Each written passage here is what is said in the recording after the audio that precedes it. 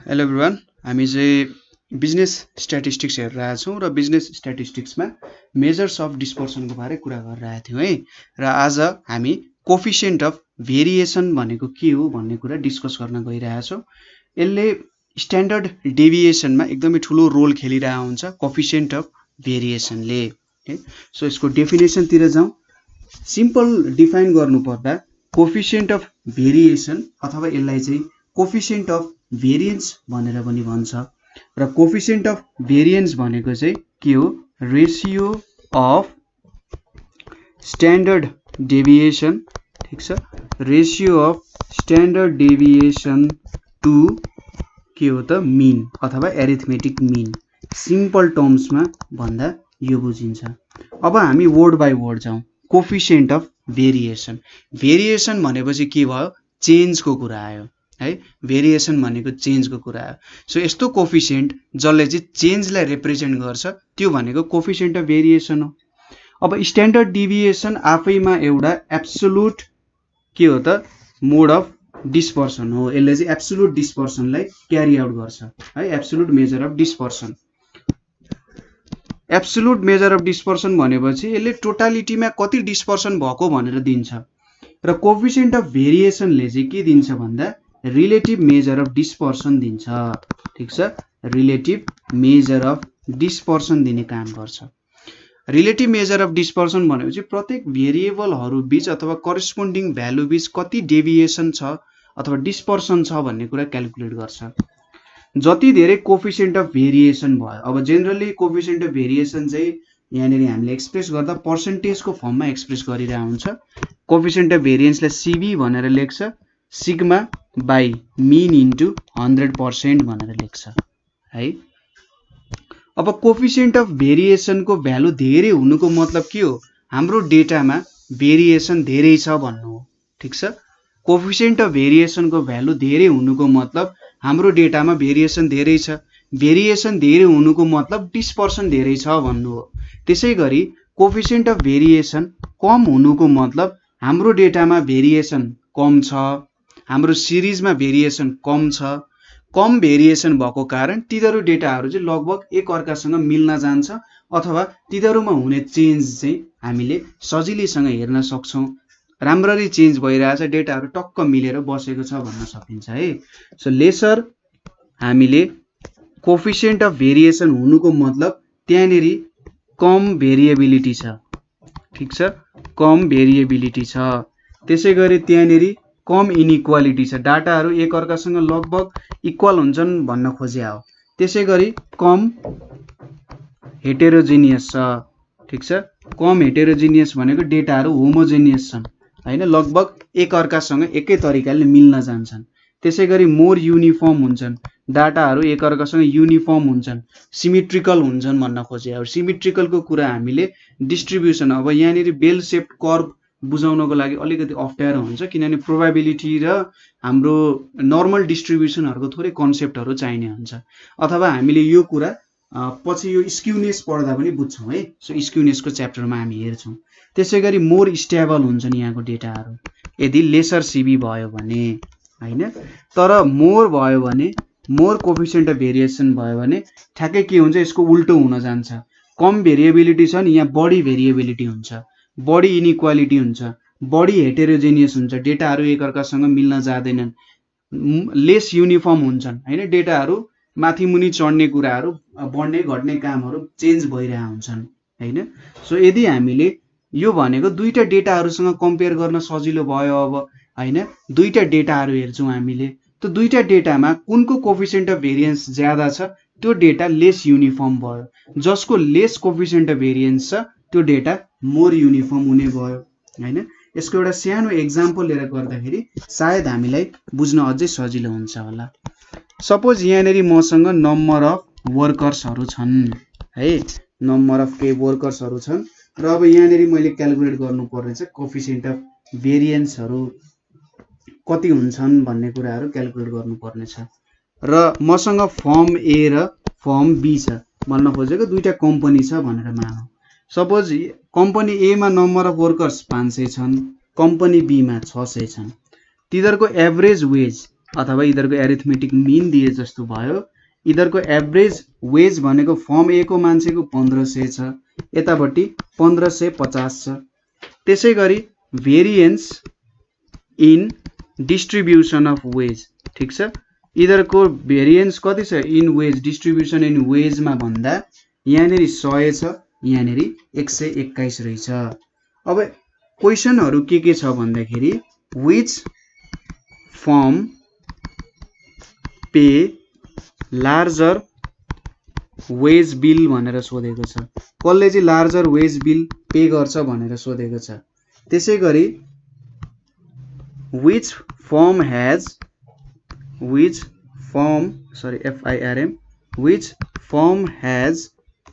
greater variability in individual wages, individual वेजेसमा कसको चाहिँ धेरै भेरिएबिलिटी छ भनेर सोधेको छ, ठिक छ। र एभरेज वेज र भेरिएन्स कति हुन्छ यदि हामीले दुईटै डेटालाई सँगै लियौँ भने, अथवा त्यही कुरा गरौँ। यहाँनिर के सोधेको छ, average wage and variance if both firm are taken together. अब हेरौँ है त, तपाईले क्वेसन्सहरु बुझिसक्नु भयो। अब यहाँनिर number of workers, suppose firm A को लागि मैले एनए लिए, नम्बर अफ वर्कर्स 500 छ। त्यसै गरी फर्म बी को लागि नम्बर अफ वर्कर्स 600 छ। त्यसै गरी एभरेज अथवा मिन अफ फर्म ए भनेको 1500 भयो, मिन अफ फर्म बी भनेको 1550 भयो। त्यसै गरी भेरिएन्स अफ ए भनेको, भेरिएन्स भनेको स्ट्यान्डर्ड डेभिएसनको स्क्वायर हुन्छ, यो 100 भयो। यतापट्टि स्क्वायर भनेको 121 भयो। यसको मतलब स्ट्यान्डर्ड डेभिएसन भनेको 10 भयो, यहाँनिर स्ट्यान्डर्ड डेभिएसन बी को 11 हुन गयो। पहिलो क्वेसनले के सोधिरहेछ, which firm pays larger wage bill भन्नुको मतलब यहाँनिर कसले चाहिँ धेरै पैसा दिइरहेको छ आफ्नो वर्कर्सहरूको लागि भेट्नु भनेर सोधिरहेछ। सो यसको लागि हामीले के क्याल्कुलेसन गर्न सक्छौं भने, नाउ फर फर्म ए के क्याल्कुलेट गर्नु पर्यो भन्दा समेसन एक्स ए र summation x B. Summation x A ले के दिन्छ, फर्म ए ले टोटल कति पैसा दिँदो रहेछ आफ्नो सबै वर्कर्सहरूलाई, र समेसन एक्स बी ले के दिन्छ, टोटल कति पैसा दिन्छ फर्म बी ले आफ्नो वर्कर्सहरूलाई। यसको क्याल्कुलेसन गर्नु त सजिलो छ। मिन भनेको के हो, summation x A by N A हुन्छ, और summation x A is equals to यो भनेको 1500 इन्टु एनए भनेको कति जोडा वर्कर्स छन्, 500 छन्। 15 5 जा 75, यहाँनिर 1 2 3 4 हैन, 7,50,000। त्यसै गरी फर फर्म बी को लागि पनि यही क्याल्कुलेसन गर्नु पर्यो। Mean of B is equals to summation x B by N B, और यहाँनिर के हुने भयो, समेसन एक्स बी भनेको मिन अफ बी भनेको कति छ हामीसँग यहाँ 1550 छ, 1550 इन्टु एन बी भनेको कति छ त हाम्रो 600 छ है। यो भ्यालु कति आउने भयो त भन्दा 930000 भनेपछि 9,30,000 आउने रहेछ। यहाँबाट के थाहा पाइयो त हामीले, firm B pays larger wage bill हैन। यसले चाहिँ सबै वर्कर्सलाई फर्म बी ले क्याल्कुलेट गर्दाखेरि firm B pays larger wage bill भनेर हामीलाई थाहा भयो है। सो हाम्रो ए नम्बरको क्वेसन चाहिँ फर्म बी हुँदो रहेछ। अब अर्को क्वेसन के सोधेको छ, which firm has greater variability in individual wages. So यहाँनिर कसमा चाहिँ धेरै भेरिएसन छ, इन्डिभिजुअल वर्कर्सहरूलाई दिँदाखेरि कसको स्यालेरीमा हेर्दाखेरि यसो हेर्दाखेरि धेरै भेरिएन्स देखिन्छ भन्ने कुरा सोधिरहेछ। कसरी क्याल्कुलेट गर्ने भन्दा भेरिएन्स क्याल्कुलेट गर्ने। सो दोस्रो नम्बरको लागि मैले सुरुमा coefficient of variance of A calculate गरेँ। कति हुन्छ, sigma A by mean of A into 100% हुन्छ। सिग्मा ए को भ्यालु कति छ 10 भयो। त्यसै गरी मिन भनेको 1500 छ इन्टु 100%, यहाँनिर कति आउँछ 0.67% आउँछ। त्यसै गरी coefficient of variance of B भनेको कति आउँछ, sigma B divided by mean of B into 100% आयो। यो भ्यालु कति आउँछ 11 बाई 1550 इन्टु 100% भनेको कति आयो 0.71% आयो। अब यहाँबाट के देखिन्छ coefficient of variance of B is greater than coefficient of variance of A भनेपछि लार्जर भेरिएबिलिटी कतिखेर आउँछ भन्दा जसको कोफिसिएन्ट अफ भेरिएसन धेरै छ उसमा larger variability less uniformity more heterogeneity हो त्यस्तो कुराहरू आउँछ। त्यसैले larger variability is in larger variability of wages is in firm B. ठीक छ सो फर्म बी ले लार्जर भेरिएबिलिटी दिने रहेछ। यसपछि हामीले तेस्रो क्वेशन के सोधेको थियो भने average wage and variance if both firm are taken together. Suppose हामीले दुईटै फर्मलाई एउटै फर्ममा बनायौं भने त्यसमा भेरिएन्स र एभरेज वेज कति हुन्छ भनेर क्याल्कुलेट गर्दाखेरि हामीले कम्बाइन्ड क्याल्कुलेसन गर्नुपर्ने हुन्छ। सो सुरुमा हामीले कम्बाइन्ड एभरेज वेज क्याल्कुलेट गरौँ। कम्बाइन्ड एभरेज वेज कति हुँदो रहेछ भनेर क्याल्कुलेसन गरौँ।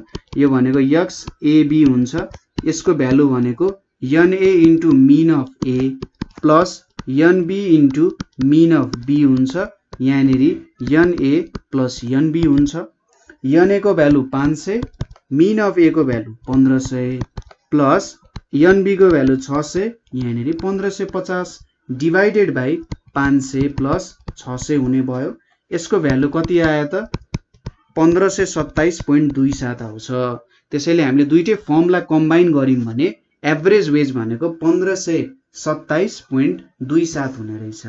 त्यसैगरी कम्बाइन्ड भेरिएन्स भनेको के हुन्छ हामीले अघिल्लो भिडियोमा कसरी हामीले कम्बाइन्ड स्ट्यान्डर्ड डेभिएसन भेट्न सकिन्छ भनेर हेरिसकेका छौं। त्यो भिडियो एकचोटी हेर्नु होला। यहाँनेरि सिग्मा स्क्वायर एबी हुन्छ is equals to n1 n A sigma A को square plus deviation of A को square plus n B sigma B को square plus deviation of B को square divided by n A plus n B हुने भयो। अब यहाँनेरि भ्यालुजहरु कति आउँछ यो भनेको 500 आउँछ। सिग्मा ए को स्क्वायर भनेको 100 भयो। डेभिएसन अफ ए कसरी भेट्नुहुन्छ भन्दा तपाईले डेभिएसन अफ ए भेट्ने तरिका भनेको सिग्मा रे mean of A minus mean of A B यसरी क्याल्कुलेसन गरेर भेट्ने। डीबी भनेको mean of B minus mean of A B गरेर भेट्ने हैन। यसरी डीए र डीबी भेट्नुहुन्छ। डीए को भ्यालु भनेको हाम्रो लगभग यहाँनेरि डीए को भ्यालु -27.27 आउँछ र डीबी को भ्यालु 22.23 आउँछ। अब यसलाई 27.27 ले स्क्वायर गर्ने हो भने 743.65 आउँछ है। र यतापटि 121 छ प्लस 516.65 आयो। यतापटि तल 500 प्लस 600 छ, यसको भ्यालु आउँछ 731.29 आउँछ है। यसरी हामीले यो प्रब्लमलाई सल्भ गर्यौं र जेनरली यस्तै खालको प्रब्लम्सहरु धेरै चोटी सोधिरहेको हुन्छ है। ठीक छ यो प्रब्लम्सहरु तपाईहरुले यसो चेक गर्नु होला कसरी के क्याल्कुलेसन गर्न सकिन्छ भन्ने कुराहरु है। त्यसपछि अर्को एउटा क्वेशन्स आउन सक्छ। अर्को मैले यहाँनेरि क्वेशन्स लिए। यो क्वेशन्सले पनि दुईटा कुराहरु नै कम्पेयर गरिरहेछ है। दुईटा कुराहरु हामी यहाँनेरि कम्पेयर गर्न गइरहेछौं। सपोज कस्तो कम्पेरिजन हुन सक्छ भने हामीसँग यहाँनेरि sample of 60 cars of 2 makes P and Q हैन is taken क्वेशन लेख्छु बुझाइदिहाल्छु and their average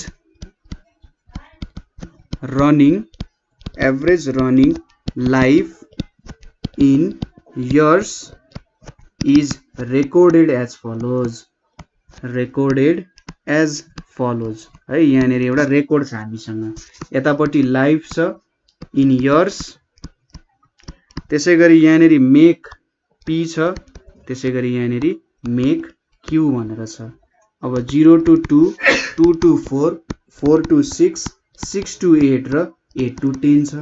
यहाँनेरि 8 12 यहाँनेरि 12 हो, यो चाहिँ 12 भयो, यहाँनेरि 22, यहाँनेरि 14, यहाँनेरि 4 छ, यतापट्टि 10 छ, यतापट्टि 14 छ, यहाँनेरि 19 छ, यहाँनेरि 12 छ, यहाँनेरि 5 छ। त्यसै गरी यहाँनेरि क्वेशन के छ भन्दा find the mean life of each make, find the mean life of each make भनेर सोधिरहेछ। पी र क्यू को एउटा मीन लाइफ भेट भनेर सोधिरहेछ। दोस्रोमा के सोधिरहेछ, which make shows greater consistency in performance, greater consistency in performance and why भनेर सोधेको छ। अब कन्सिस्टेन्सी को कुरा आइसकेपछि तपाईहरुले के बुझ्नु पर्यो, यहाँनेरि हाम्रो भेरिएन्स को कुरा सोधिरहेछ यसले हैन। मेक पी र मेक क्यू ले अब सायद कम्पनीहरु हुन् पी र क्यू हैन, र तपाईले दुईटा कम्पनीको हेर्नुभयो भने यसरी 60 वटा कार बनाउँदो रहेछन् है पी र क्यू ले, र इधरको लाइफ चाहिँ अब 0 to 2 इयर्स थाम्ने पी ले बनाउने 8 वटा कारले थाम्दो रहेछ भने 0 to 2 इयर्स थाम्ने क्यू को 10 वटा कार, र त्यही अनुसार दिएको छ यहाँनेरि है। यति इयर्सहरुसम्म थाम्दो रहेछ यति कारहरुले। अब दुईटै लाइफ जुन पी र क्यू छ तिनीहरुको कारको मीन लाइफ कति हुन्छ भनेर सोधिरहेछ। सो सुरुमा हामीले दुईटैको मीन लाइफ कति हुन्छ भनेर छुट्टा छुट्टै निकाल्नु पर्यो हैन। अब पी र क्यू कै निकाल्नु पर्यो यहाँनेरि। सो हामी के गरौँ भन्दा पी र क्यू को छुट्टा छुट्टै टेबल बनाऊ र त्यो टेबलमा हामी मीन लाइफ पनि क्याल्कुलेट गरौँ हैन, र कोएफिसिएन्ट अफ भेरिएन्स पनि क्याल्कुलेट गरौँ। ठीक छ, दुईटै क्याल्कुलेट गरौँ। सो मैले यहाँनेरि सुरुमा यतापट्टि लाइफ लिए, इयर लिए यहाँनेरि हैन, यहाँनेरि सपोज 0 to 2, 2 to 4, 4 to 6, त्यसै गरी 6 to 8 भनेर छ, अनि यहाँनेरि 8 to 10 भनेर पनि छ है। त्यसै गरी यहाँनेरि अब मेक पी भनेपछि यो एउटा फ्रिक्वेन्सी भयो। सो 0 to 2 इयर्स बाँच्ने कतिवटा कारहरु चाहिँ चल्दो रहेछ भन्दा 8 वटा, 2 देखि 4 वर्षसम्म थाम्ने 12 वटा, 4 देखि 6 वर्षसम्म थाम्ने 22 वटा, 6 देखि 8 को 14 वटा, र 8 देखि 10 वर्ष थाम्ने 4 वटा, र अगाडि क्वेशनमै दिइसक्यो टोटल 60 वटा कार भनेपछि यन को भ्यालु यहाँ 60 भयो। अब मैले त यहाँ मीन क्याल्कुलेट गर्नुपर्ने छ भनेपछि यो मिड भ्यालु क्याल्कुलेट गर्नुपर्ने हुन्छ हैन मीन को लागि। सो 0 + 2/2 भनेको 1, 2 + 4/2 भनेको 3, 4 + 6/2 भनेको 5, 6 + 8/2 भनेको 7, 8 + 10/2 भनेको 9 आउन गयो। अब यहाँनेरि एफएक्स क्याल्कुलेट गरौँ हैन। एफएक्स क्याल्कुलेट गर्दा यहाँ 8 आयो, यहाँ 36 आयो, यहाँनेरि 5 2 जा 10, 5 2 जा 10 11, 7 4 जा 28, यहाँनेरि 98, 9 4 जा 36 आयो। र एफएक्स स्क्वायर पनि क्याल्कुलेट गरौँ किनभने हामीले स्ट्यान्डर्ड डेभिएसन पनि क्याल्कुलेट गर्नुपर्ने छ के को लागि, कोएफिसिएन्ट अफ भेरिएन्स को लागि। 8 * 1 स्क्वायर भनेको 8, 12 * 3 को स्क्वायर भनेको 12 * 9 भनेपछि 108 आउने भयो। 22 * 25, 22 * 25 भनेको 550 आउँछ, र 14 * 7 को स्क्वायर भनेको 686, र 4 * 9 को स्क्वायर भनेको 324 आउँछ। अब यहाँनेरि समेसन एफएक्स भनेको 288 आउँछ, समेसन एफएक्स स्क्वायर भनेको यहाँनेरि 1676 आउँछ। सो अब यहाँनेरि हामीले मीन क्याल्कुलेट गरौँ। मीन भनेको के हुन्छ, सपोज हामीले ए भनेर लेख्यौं है यहाँनेरि, यो भनेको समेसन एफएक्स बाइ एन भनेको 288 डिवाइडेड बाइ 60 भनेको चाहिँ 4.8 आउने भयो। त्यसै गरी स्ट्यान्डर्ड डेभिएसन अफ ए भनेको कति आउँछ, यहाँनेरि summation F X square by N minus summation F X by N को स्क्वायर। हामीले डाइरेक्ट मेथडबाट काम गर्यौं है। यहाँनेरि अब 1676 बाइ 60 माइनस यहाँनेरि 288 डिवाइडेड बाइ 60 को होल स्क्वायर हुन्छ, र यो भ्यालु चाहिँ 2.21 आउँछ। ठीक छ। यसपछि coefficient of variance of A calculate, sorry हामी पी पो हो त है, मेक पी हो, यहाँनेरि पी लेखौं, यो पी भयो, यो पनि पी भयो है। कति आउने भयो त, sigma P divided by mean of P into 100% हुने भयो। यो भनेको 2.21/4.8 इन्टु 100% भनेको कति आउँछ 46.04%। भनेपछि यहाँनिर एउटा भ्यालु त हामीले क्याल्कुलेट गर्यौं, mean life of make P भनेको 4.8 इयर्स हुने रहेछ भनेर क्याल्कुलेट गर्यौं। यही क्याल्कुलेसन अब हामी के को लागि दोहोर्याउँ त भन्दा दोस्रो मेक क्यू को लागि तपाईले मैले अगाडि लेख्न छुटाए यहाँनिर के लेख्नु भन्दा क्याल्कुलेसन माथि पनि यही लेख्नु होला, calculation of mean life and consistency in performance for make q भनेर लेख्नु होला है, for make q भनेर भयो। अब यहाँनिर पनि त्यही कुरा आउँछ, लाइफ इन इयर्स भनेर भयो, यतापट्टि मेक क्यू भयो, यो हाम्रो फ्रिक्वेन्सी भयो, यहाँनिर 0 to 2 2 to 4 4 to 6 6 to 8 र 8 to 10 भनेर छ। अब 0 to 2 को लागि फ्रिक्वेन्सी के छ यहाँ 10 14 19 12 र 5 भनेर छ। अब यसको मिड भ्यालु झिक्नु पर्यो, यसलाई मैले y भनेर लेखे मिड भ्यालु लाई, यहाँनिर 1 हुन्छ 3 हुन्छ 5 हुन्छ 7 हुन्छ 9 हुन्छ, n को भ्यालु त यहाँ 60 भइहाल्यो, यो चाहिँ हाम्रो n को भ्यालु भयो। अब f y क्याल्कुलेट गर्नु पर्यो, 10 into 1 10 14 3 जा 42 19 5 जा 95 12 7 जा 84 9 5 जा 45, यो समेसन fy हुने भयो, कति हुन्छ भ्यालु 276 हुन्छ। त्यसैगरी fy को स्क्वायर गरौँ भनेपछि 10 into 1 स्क्वायर भनेको 10 14 into 9 भनेको 126 19 into 5 को स्क्वायर भनेको 475, त्यसैगरी 12 into 7 को स्क्वायर भनेको 588 र 5 into 9 को स्क्वायर भनेको 405, भनेपछि समेसन fy स्क्वायर भनेको यहाँनिर 1604 आउने रहेछ। अब मिन हेरौँ, मिन भनेको के हुन्छ, यहाँ हामीले x q भनेर लेख्यौं, यो मिन भनेको यतापट्टि summation fy divided by n भनेपछि 276 डिभाइडेड बाइ 60 भनेको चाहिँ 4.6 आउने रहेछ। त्यसैगरी यसको स्ट्यान्डर्ड डेभिएसन q को भनेको के आयो त यहाँ समेसन fy को square by n minus summation fy by n को होल स्क्वायर हुने भयो, कति कति भ्यालु आउँछ 1604/60 माइनस तपाईले सिधै 4.6 को स्क्वायर लेख्दा पनि हुन्छ किनभने समेसन fy बाइ n भनेको मिन हो। अब यो भ्यालु कति आउँछ 2.36 भनेर आउँछ। अब यसको कोफिसिएन्ट अफ भेरिएसन q को भनेको के आउँछ यहाँनिर sigma q divided by mean of q भनेर निकाल्नु है इन्टु 100%, कति आउँछ भ्यालु 2.36 डिभाइडेड बाइ 4.6 इन्टु 100% आयो, यो भ्यालु भनेको 51.30% आयो। अब हामीले निकाल्नु पर्ने के थियो, पहिलो भनेको mean life of make P and make Q भनेपछि mean life of make P भनेर हामीले कति भेटेका थियौं, अगाडिको भ्यालु हेर्नुस् त, मिन लाइफ भनेपछि हामीले 4.8 इयर्स भेटेका थियौं है, के रहेछ 4.8 इयर्स रहेछ। त्यसैगरी mean life of make Q भनेको कति रहेछ 4.6 इयर्स रहेछ। त्यसैले मेक पीले बनाएको गाडी चाहिँ एभरेज रूपमा धेरै वर्ष चल्दो रहेछ है, एउटा 4.6 छ अर्को 4.8 छ। त्यसैगरी दोस्रोमा कसको परफर्मेन्स चाहिँ लामो समयसम्म राम्रो हुन्छ भन्दा कोफिसिएन्ट अफ भेरिएन्स हेरौं, coefficient of variance of P भनेको 46.04 थियो र यसको 51.30 छ, भनेपछि यसको कोफिसिएन्ट अफ पी को कोफिसिएन्ट अफ भेरिएन्स भनेको क्यू को भन्दा थोरै छ। जसको कोफिसिएन्ट अफ भेरिएन्स थोरै छ के हुन्छ उसको कन्सिस्टेन्सी धेरै हुन्छ हैन, त्यसैले के हुने भयो त यहाँबाट make P shows greater consistency in performance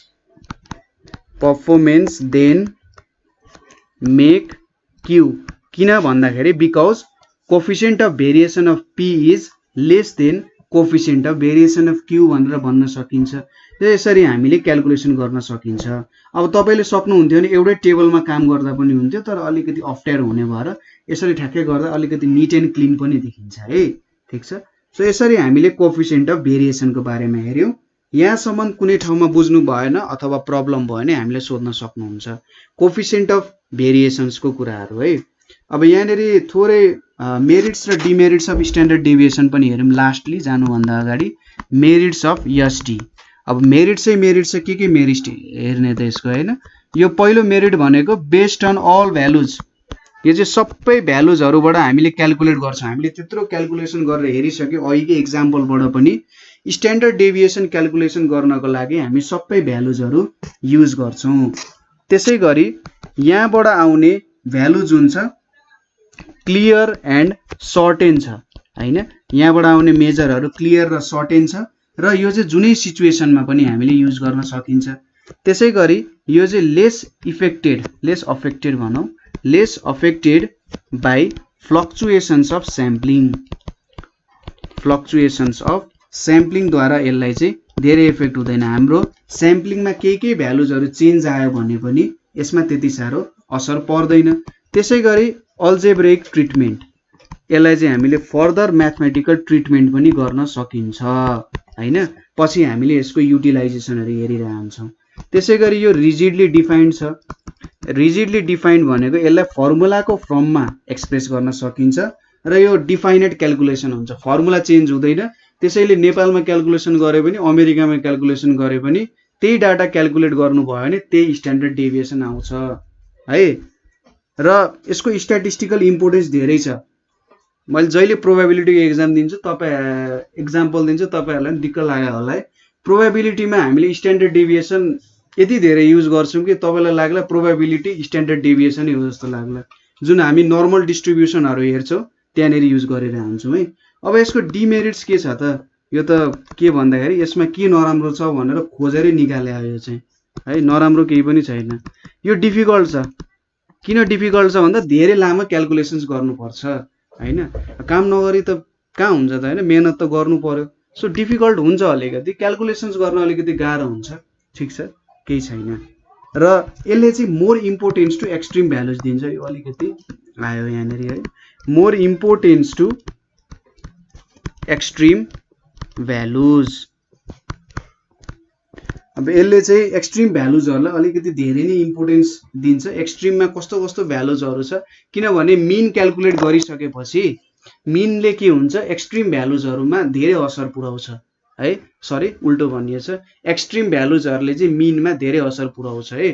तपाईँले एक्सट्रिम भ्यालुजहरूलाई चेन्ज गर्नुभयो भने मिनमा असर पर्ने भयो। मिनमा असर पर्ने भयो भनेपछि जस्तै यो पनि त सम गर्दै गर्दै निकालेको भ्यालु हो नि त, स्ट्यान्डर्ड डेभिएसन पनि, त्यही भएर यसले पनि असर गर्ने भयो। तर एक दुईवटा ड्रब्याक्सको कारण स्ट्यान्डर्ड डेभिएसनले कहिले पनि हार मान्दैन हैन। ऊ भनेको हिरो हो, डिस्पर्सन मेजर गर्ने हिरो हो। त्यसैले तपाईँले डिस्पर्सन मेजर गर्नु भने आँखा चिम्लिनुहोस् दुइटै हैन, तेस्रो आँखा खुला छ भने तेस्रो आँखा पनि चिम्लिने र स्ट्यान्डर्ड डेभिएसन युज गर्ने है। स्ट्यान्डर्ड डेभिएसनले चाहिँ तपाईँलाई सबै ठाउँमा सबै क्याल्कुलेसन्सहरू मजाले काम गर्न सजिलो बनाउँछ हैन। तपाईँले आफ्नै एउटा केही रिसर्च गरिराख्नु भएको छ र डिस्पर्सन चेक गरिराख्नु भएको छ भने स्ट्यान्डर्ड डेभिएसन युज गर्दा हुन्छ। ल, मेन कुराहरू भनेको यही नै हो हैन। कोफिसिएन्ट अफ भेरिएन्स सँगसँगै कसरी क्याल्कुलेसन गर्ने सँगसँगै हामीले मेरिट्स डिमेरिट्सहरू पनि हेऱ्यौँ है। अब यहाँ चाहिँ केही क्वेसन छ भने सोध्नु होला, म यहाँभन्दा बढाउँदिनँ। र केही कुरा छ भने कमेन्ट गर्ने अथवा 9849595895 मा कन्ट्याक्ट गर्न सक्नुहुन्छ। सो आजको लागि यति नै। Thank you for watching.